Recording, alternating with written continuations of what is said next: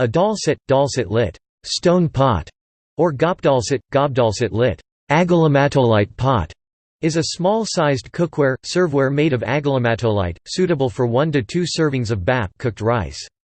In Korean cuisine, various hot rice dishes such as bibimbap or gulbap oyster rice as well as plain white rice can be prepared and served in dalsit.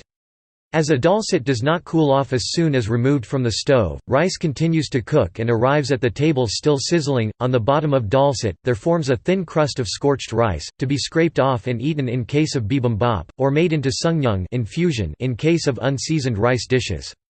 In the former case, dalsit can be brushed with sesame oil beforehand to facilitate scraping. To make sungnyung, the unscorched part of rice is scooped and transferred into another serving bowl right after served, and hot water or tea, usually mild grain teas such as barley tea or corn tea, is poured into the dalsit when it is still blistering. The infusion with loosened chunks of scorched rice remains warm till the end of the meal, when it is typically savored.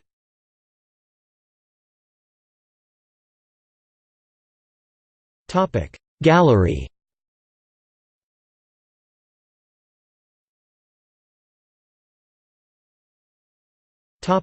See also: